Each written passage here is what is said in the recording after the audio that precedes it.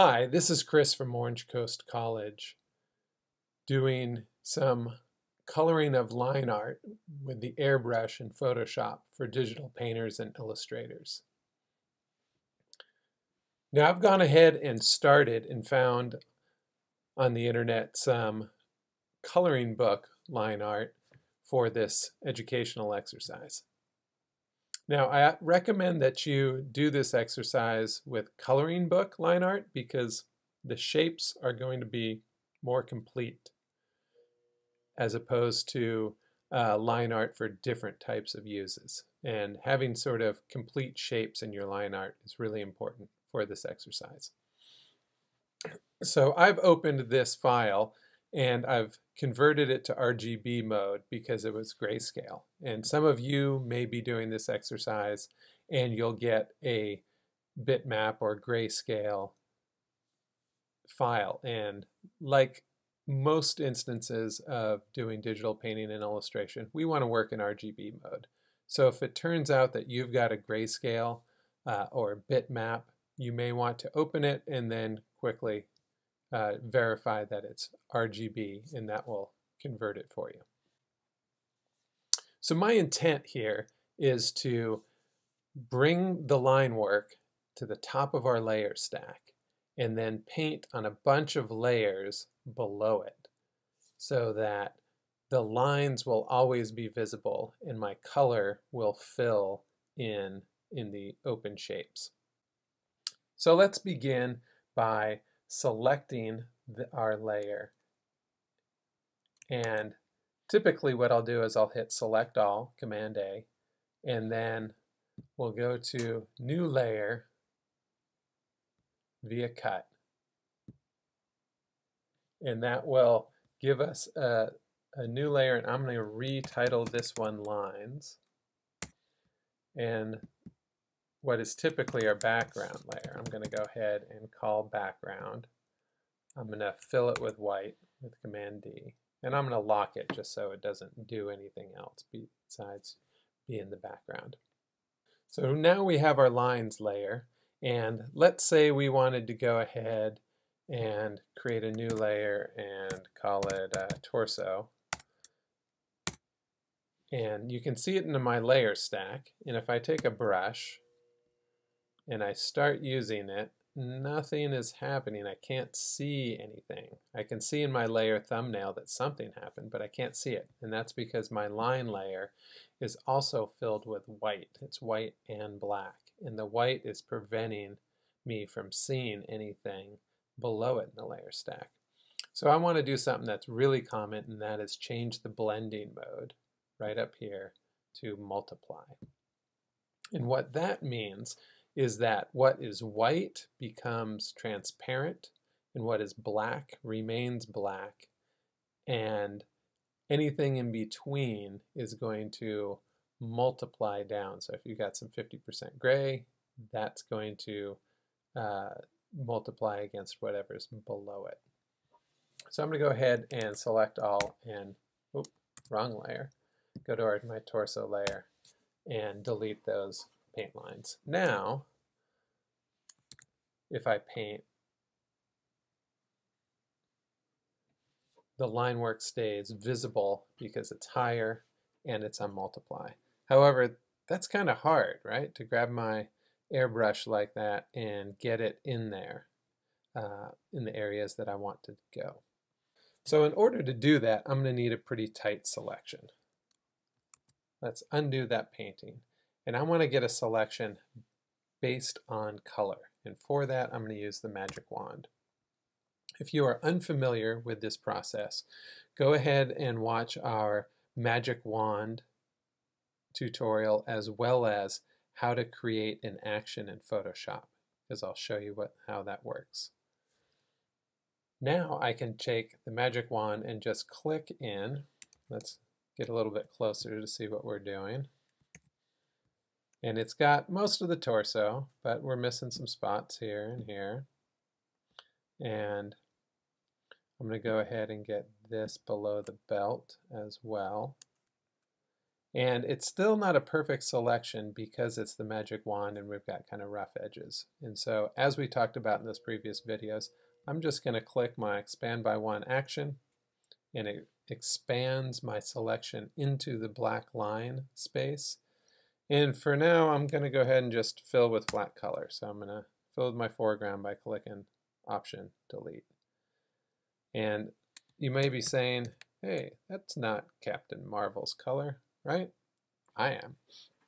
And I want to get some reference. New to Photoshop is the ability to have multiple artboards. So I'm going to go ahead and create a new artboard. And I have found a photo from the movie costume that I want to use for reference. And I forget how big it is, but let's go ahead and just figure, 2000 by 2000 for the time being. So I'm going to go up and select New Artboard. Just tell it 2000 by 2000. Hit OK. Here's my second artboard, and I've already copied it, so I just need to hit paste. And I'm going to transform it quickly just to make it a little bit bigger. I don't need it gigantic, but at a size that's helpful. Then I'm going to find my artboard tool and just kind of make my artboard just as big as it needs to be. And let's put it right up near this one. Just like that. That'll serve as a nice reference for me. Now, I think I want to change my color of my torso, right? Let's start using some colors from our reference photo. So now I know it's a pretty dark blue. I can sample straight from that image, or I can, make variances as I desire. So I'm going to click back into my torso layer. I'm going to command click because it's going to give me the pixels I've got back as a selection. And just so we can demonstrate, I'm going to go over here and select one of these blues. I'm not super fond of this particular color blue in the photo, so I'm going to go to my color window, do a little bit more saturation. Now I'm going to fill it. A little more here, a little darker, and I can keep on going till I find what I'm looking for. So that works out pretty good. I've got some colors, and I'm going to just go through this process of making selections using the magic wand, creating layers, and labeling them something that I can return to easily just by reading what they are. It's really hard when you start getting layer 1, 2, 3, 4 on up to 65 to know which layer has what. And it's important in this process to have different layers for different parts of the body, because we're going to come on back to these and make them three-dimensional through lighting once we've got it all done. So let's pause with the narration here and zip on through and color these on individual layers.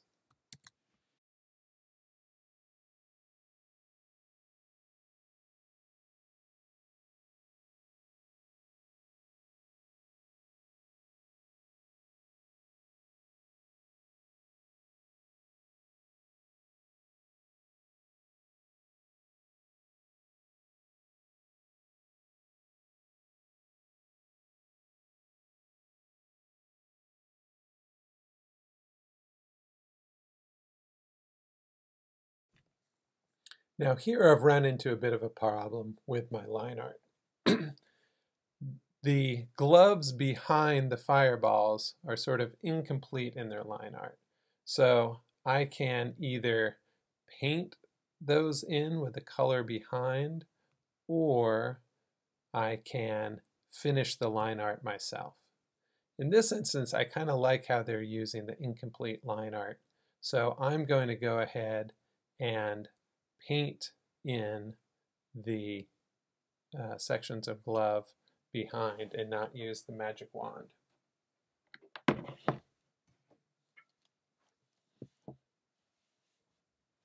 To do that, I'm going to come in with a hard, small, round brush.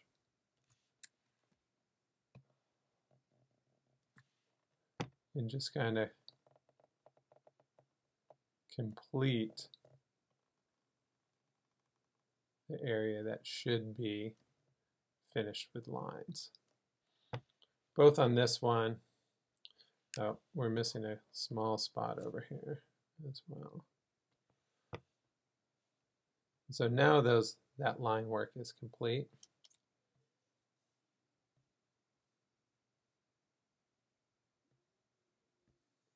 Let's go on over to this glove.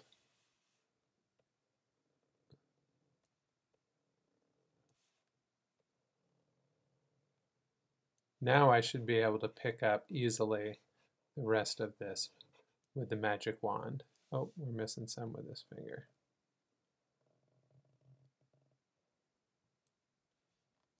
And right through here. Now the remaining area should be easy to select. Add this finger. Switch on over to here. Expand by 1 pixel. Fill. Let's zoom out.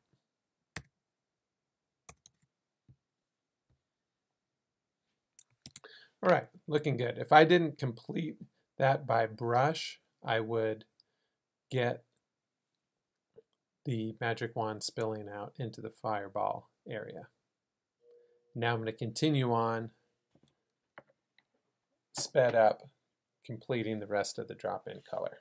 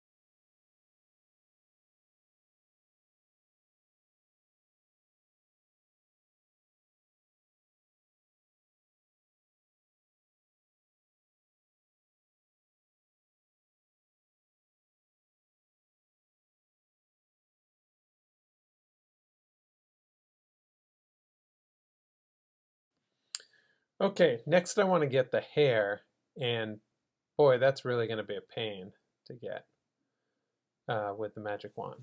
So what else can I do? I'm going to go ahead and take the lasso tool,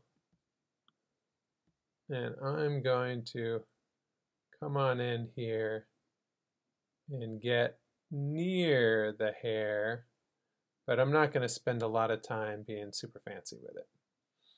And while we're in here, I'm going to switch to magic wand, and we're holding down the option. I can subtract from that selection by color. So I'm going to subtract the white,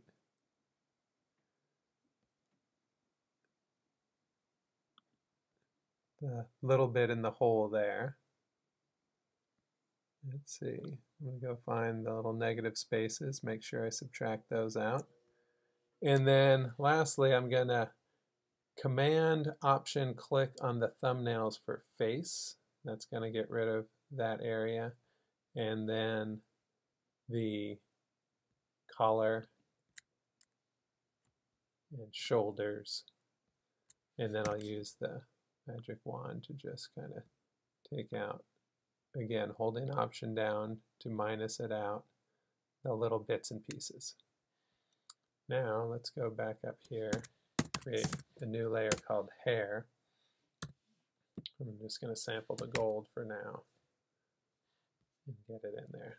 Now that I look up close, I'm missing a little bit here. And you can see I'm just going right down the middle of the lines. All right, starting to look pretty good. And then Lastly, let's catch these fireballs.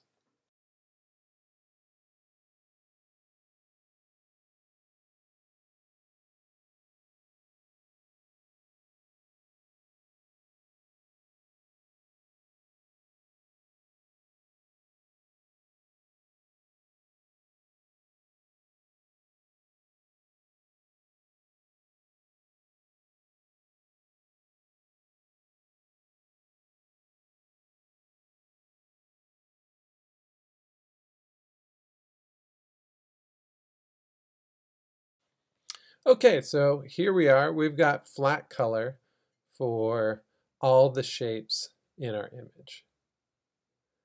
And this is a great starting point. So if you're, let's say, just using a regular coloring book page and your markers or crayons, this is what you're heading for.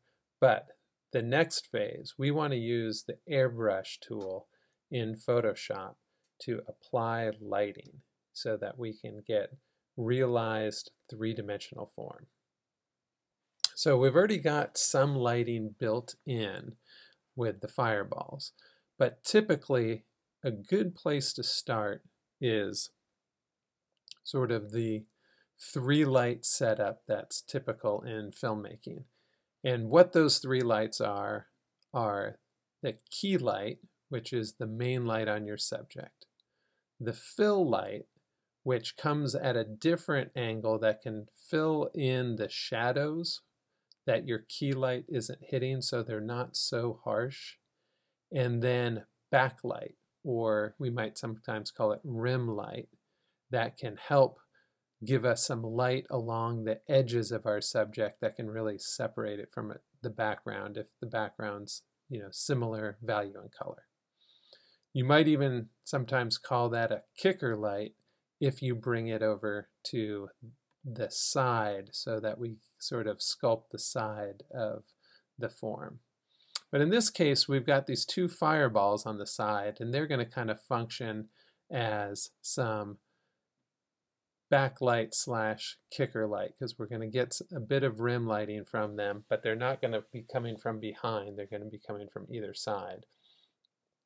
I think perhaps we could have a little bit of key light, let's say from the top to top left, maybe 10:30, 11 o'clock.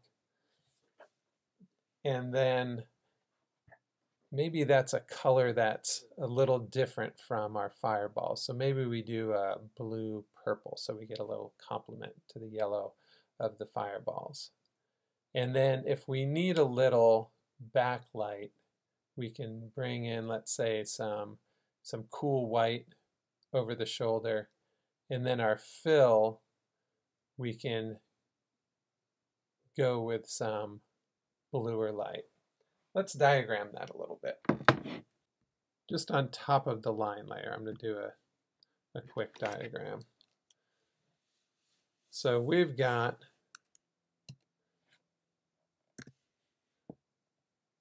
some light coming from here and from here from those fireballs.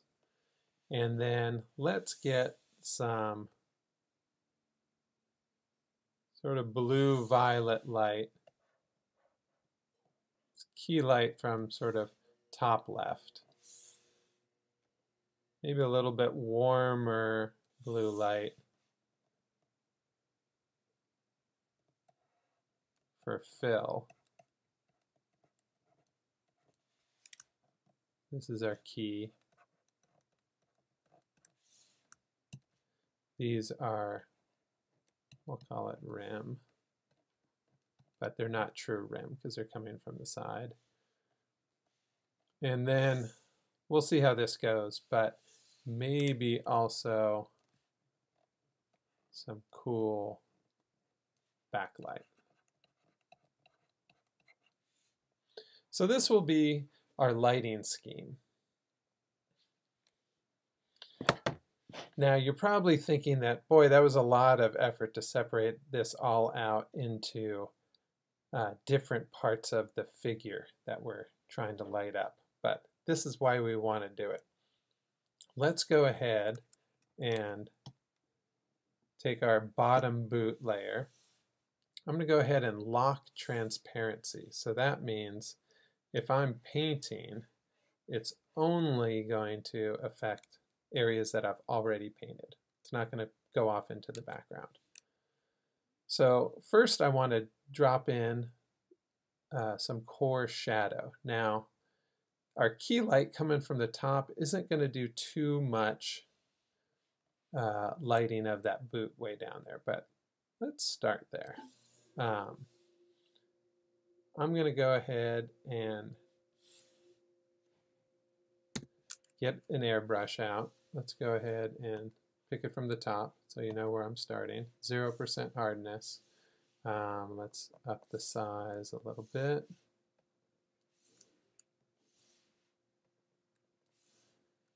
And first I'm just going to use the red that we've got and select a little bit of a darker red. And I want to put in a little bit of that core shadow we might have if we've got our main light from the top.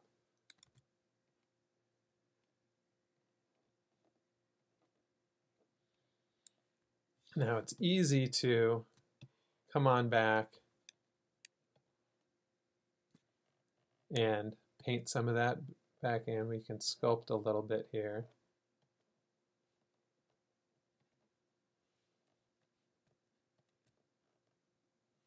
And then let's adjust just a little bit for some of this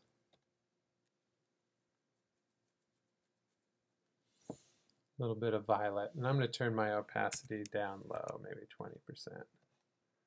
So I get a little bit of that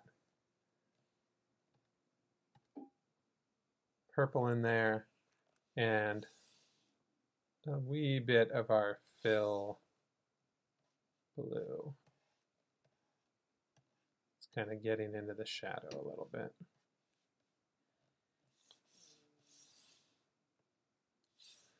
Just a wee bit of that purple. And if we wanted to just pick up a teeny tiny highlight, let's try right in here.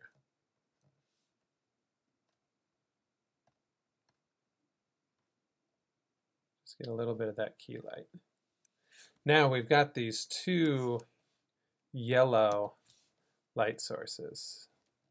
So I want to bring in a little bit of that glow from there and a little bit of that glow from here. I don't think we'll light the whole shoe with it.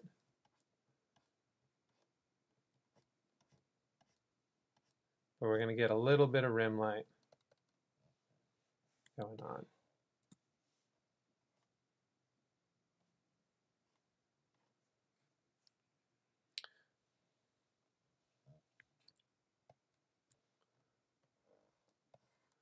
Widen out this coarse shadow some.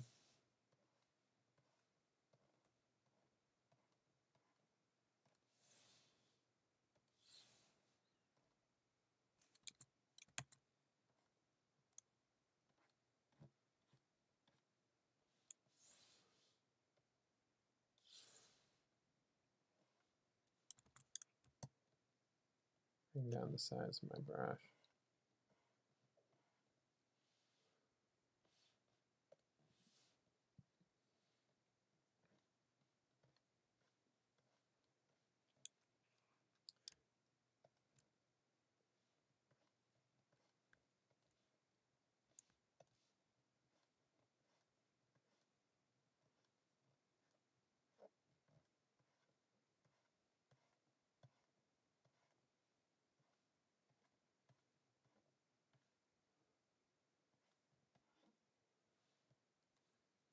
Let's zoom out, see how we're looking there.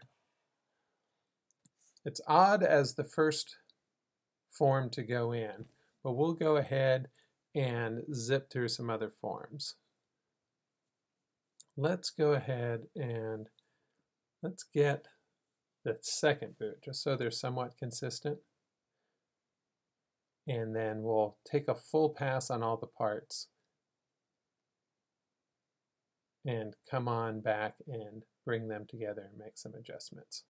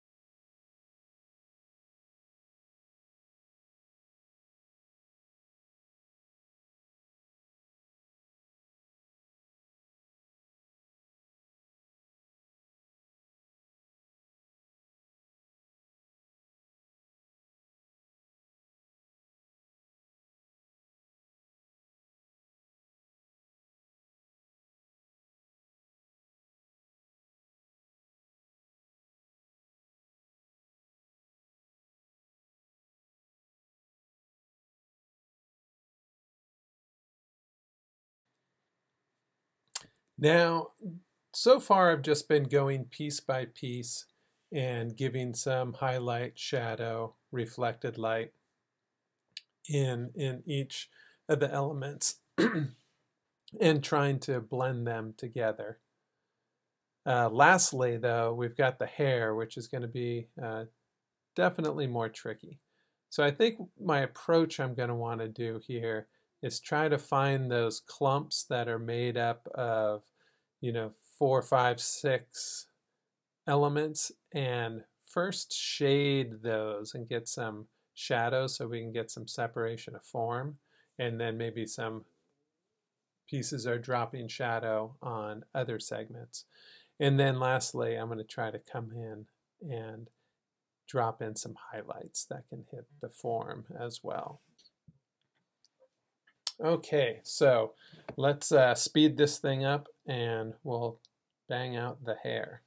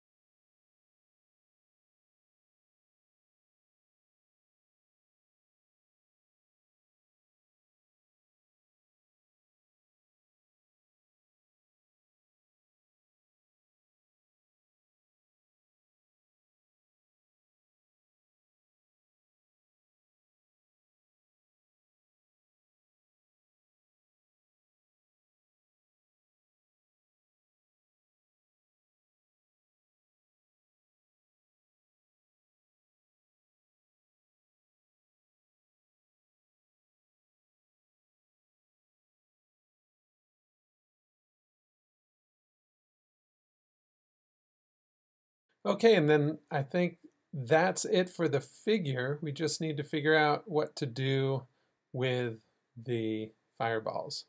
So let's make them a little bit lighter in the center. Maybe give them an inner glow with some darker orange. And if we were doing a different style, we might get in there with some texture. Maybe some like Tesla coil sort of lightning strand-ish texture. But I think for our purposes here, we should keep it simple, not starting to bring in sort of photo elements, and then we'll wrap this guy up. So back in a second.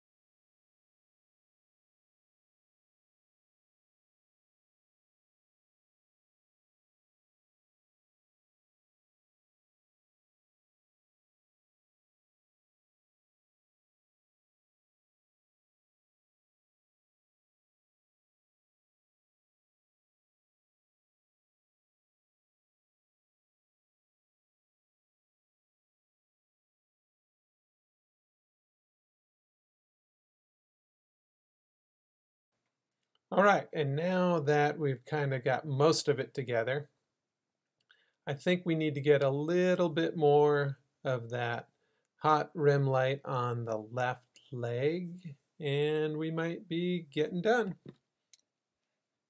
Back in a sec.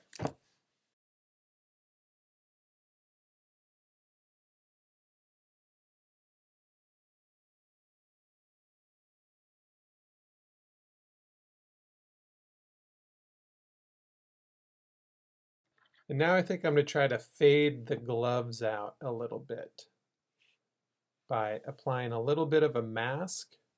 Go ahead and stick a mask on here, and then paint in with a little bit of black just to take out some of that chroma. Might help to have a medium value background, perhaps.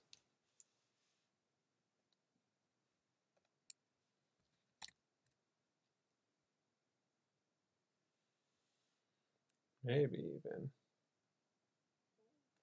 a little bit darker.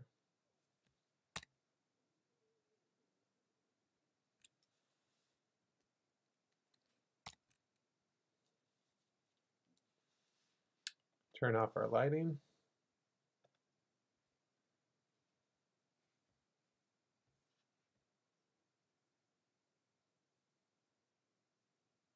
Right, I think we're there. This is what we're after for this exercise. This is the coloring book page where we break out all the elements in our picture onto separate line layers. We establish a lighting scheme, and we use the airbrush to go through and add core shadows and highlights. I hope this has been helpful as an introduction to the airbrush and using line art to give us a quick, mostly dimensional form.